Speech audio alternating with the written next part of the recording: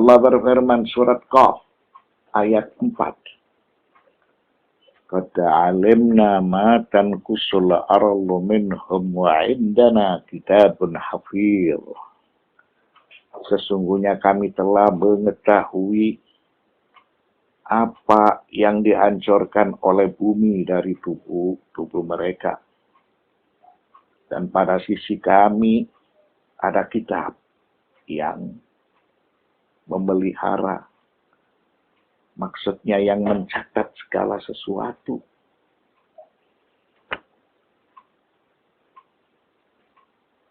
Al-Kitabul Hafir.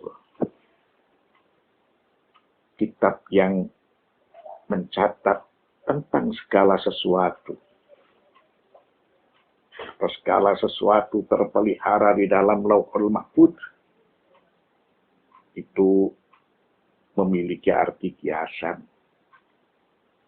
Bahwa ilmu Allah subhanahu wa ta'ala meliputi segala sesuatu. Ilmu Allah tidak bertambah dan tidak berkurang. Sebelum dia menciptakan alam ciptaan dan setelah dia menciptakan alam ciptaan. Karena Allah zatuhu al-kamalul mutlaq. وهذه الآية جواب عن شبهة أوردها منكر البعث وتوضيحها أن جسم الإنسان بعد الموت تأكله الأرض ويصبح بعض ذرات المنتشرة في شرقها وغربها وكيف تجمع wa tu'adu ila ma kanat alaih. Ayat-ayat ini sebagai jawaban bagi mereka yang meragukan atau yang tidak beriman dengan hari berbangkit. Dengan suatu penjelasan bahwa tubuh manusia dimakan oleh tanah setelah kematiannya. Begitu juga bagian-bagian tubuh tersebut akan berserakan kemana-mana. Berserakan ke timur dan ke barat. Lalu bagaimana tubuh yang bagian-bagiannya itu berserakan dapat dikumpulkan dan dikembalikan seperti sedia kala. Wa ajaba subhanahu an dzalika bi annahu ya'lamu anna al-arla ta'kulu jismal mayyit wa anna ajza'ahu tantashiru fi syarqiha wa gharbiha wa ma'a hadza وهو قادر على جمعها وإعادتها إلى الحياة. Setelah itu Allah subhanahu wa ta'ala memberikan penjelasan. Memberikan jawaban. Dalam masalah kebangkitan manusia setelah kematiannya.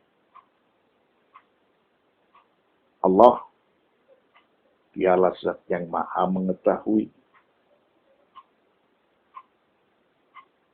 Dia mengetahui apa yang dihancurkan oleh bumi dari tubuh manusia. Setelah manusia itu disentuh kematian. Dan Allah mengetahui tubuh dan bagian-bagiannya itu berserakan. Lulu lantak ke timur dan ke barat. Allah subhanahu wa ta'ala sebagaimana dia yang menciptakan, dia yang mematikan, dan dia pula yang akan membangkitkan. Karena dia adalah zat yang maha kuasa. untuk mengumpulkan serta mengembalikan manusia yang sudah hancur dan yang sudah berserakan itu seperti sedia kala. Apabila dia tidak bisa mengembalikan manusia setelah kematiannya seperti sedia kala, maka berarti dia bukan pencipta. Syubhatul akili wal ma'kuli. Tema tersebut akan menjelaskan tentang masalah hari berbangkit. Syubhatul akili wal ma'kul. Syubhat artinya ketidakjelasan pihak yang makan dan yang dimakan.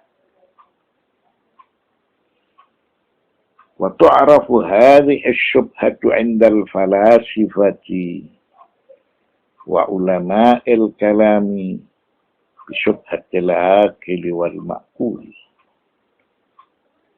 Wa qad dzakaraha al-Mulla Sadra fil Mujallad ar-Rabi' fi asfarihi.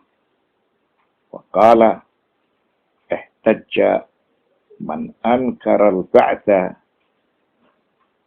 بأنه إن أكل الإنسان إنسانا فالأجزاء المأكولة إن أعيدت في بدن العاقل لم يكن الإنسان المأكول معادا.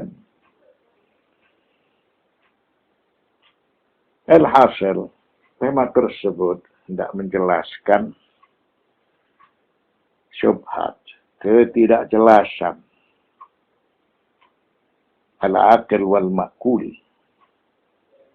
Lalu oleh para falasifah dan ulama'ul kalam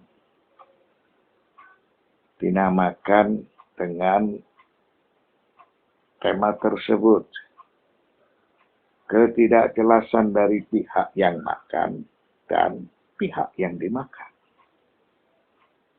Ketika mereka itu harus dibangkitkan. Mullah Sadra menyebutkan dalam kitab Al-Asfar jilid 4. Beliau berkata, bagi orang yang ingkar dengan hari kebangkitan, beralasan bagi orang yang makan, maka bagian tubuh yang dimakan apabila hendak dikembalikan atau dibangkitkan dari tubuh orang yang memakannya, maka tentu tidak ada maaf, tidak ada kebangkitan bagi pihak yang dimakan. Dan apabila pihak yang dimakan itu dibangkitkan atau dikembalikan seperti sedia kala, maka tidak ada ma'ad, tidak ada kebangkitan bagi pihak yang memakannya. Maka bagian pihak yang dimakan tentunya merupakan satu kesatuan dalam tubuh pihak yang memakannya. Apakah dia menjadi orang yang bahagia ataukah dia menjadi orang yang tidak bahagia. Ini secara kebendaan dianalogikan seperti itu. Jadi ada pihak yang makan dan ada pihak yang dimakan. Inilah yang dinamakan dengan syubhatul akil wal ma'kul. Pihak yang makan. Apabila kelak akan dibangkitkan tentunya yang dibangkitkan siapa? Kalau yang dibangkitkan pihak yang dimakan, maka tentunya pihak yang makan itu tidak ada. Kalau yang dibangkitkan itu pihak yang makan, maka yang dimakan itu tidak ada. Jadi dengan alasan tersebut kebangkitan itu tidak ada. Kebangkitan itu hanya sebagai suatu keyakinan belaka yang tidak didasari dengan bukti yang konkret. Ini menurut teori Syubhatul Adil wal Ma'qul.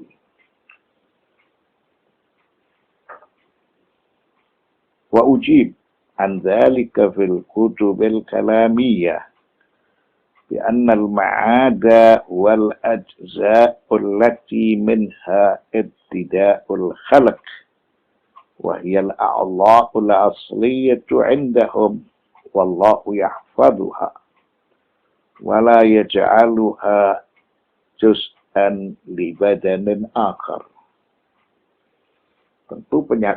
Tentu pernyataan tersebut akan dijawab dan dipaparkan di dalam beberapa literatur seperti kitab-kitab kalamiyah yang berhubungan dengan masalah teologi. Lalu yang dimaksud dengan konsep al-ma'ad, bahwa kelak manusia dibangkitkan setelah kematiannya, adalah bagian pertama dari tubuh yang diciptakan oleh Allah Subhanahu wa Ta'ala, yaitu berupa zarrah. Jadi sebelum alam ciptaan itu diciptakan, maka ada alamul dzarrah. Alamul dzarrah, manusia semuanya dikumpulkan. Kemudian manusia dikenalkan kepada Tuhannya. Setelah itu manusia berikrar, alastu bi rabbikum qalu bala syahidna. Bukankah aku sebagai Tuhan kalian? Lalu manusia di alam az-zarrah mengucapkan, benar engkau sebagai Tuhan kami. Jadi yang dimaksudkan dengan al-ma'ad, manusia dibangkitkan setelah kematiannya, adalah bagian pertama dari wujud manusia yang diciptakan. Itulah merupakan bagian asli dari manusia. Dan tentunya itu terpelihara dan terjaga. Allah Subhanahu wa Ta'ala selalu mengawasinya. Dan bagian zarrah tersebut tentunya bukan berupa raga manusia. Bukan berupa tubuh manusia. Akan tetapi merupakan bagian lain yang ada dalam manusia. Bagian lain dalam manusia itu tentunya tidak bisa sirna, tidak bisa hilang, dan tidak bisa hancur. Bagian lain dari tubuh manusia ini tidak berbeda dengan kotak hitam yang selalu mengetahui, mencatat, memelihara segala sesuatu yang pernah terjadi di dalam manusia, baik itu berupa fisik atau yang berupa non-fisik.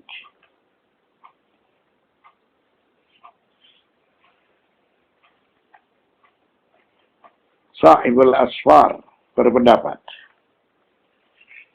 ialah yang bernama Mullah Sadra. Apa menurut pendapat Mullah Sadra? Sebagai berikut. Sesungguhnya jawaban ini tidak memadai.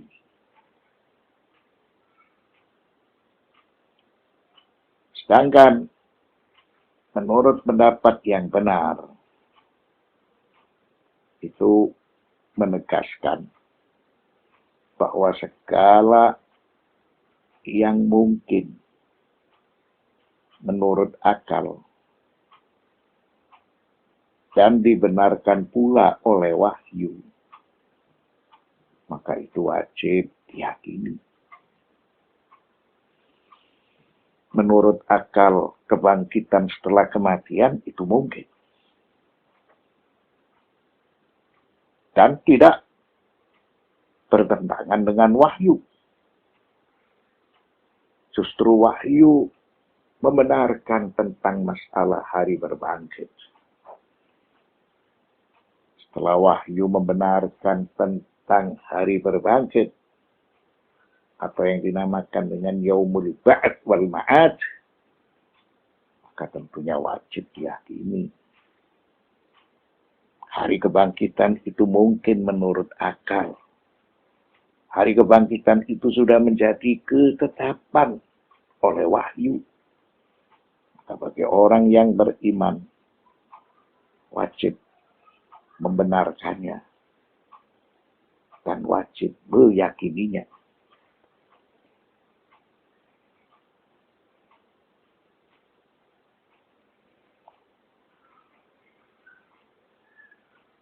Amma aqisatul falasifati wa ahlil mantiq fama hiya bima'sumatin 'anil khata'.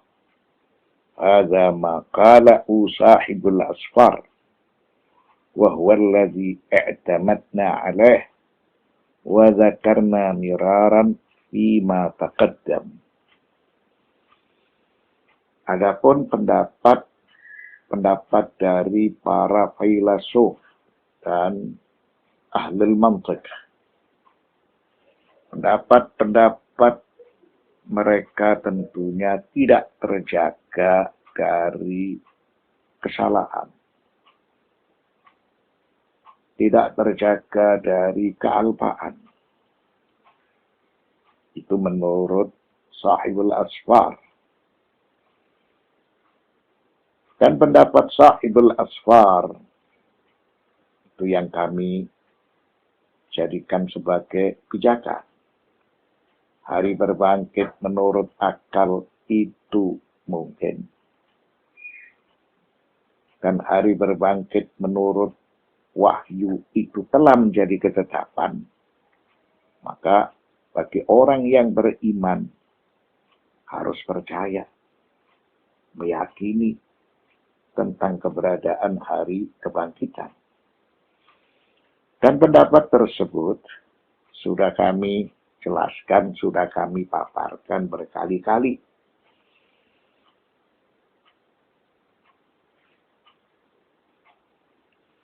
Wa hawala ba'd asy-syuyukh an yuthbital ba'dal jasmani bi hukmil aqli مع صرف النظر عن الوحي ولكنه لم يأتي إلا بالتكلف والتمحل. Sebagian asyuyukh, para ahli dan para pakar, mereka berusaha membuktikan hari berbangkit itu dengan kebangkitan jasmani. Maka menurut dalil akli yang tanpa didasari oleh wahyu, tentunya akan diabaikan begitu saja. Sebab masalah tersebut merupakan masalah al-mughayyabat. Wa qawluhu ta'ala alif lam mim dzalikal kitabu la raiba fihi hudan lil muttaqin alladzina yu'minuna bil ghaib. Para hamba yang bertakwa itu percaya dengan al-mughayyabat yang sudah didasari oleh wahyu.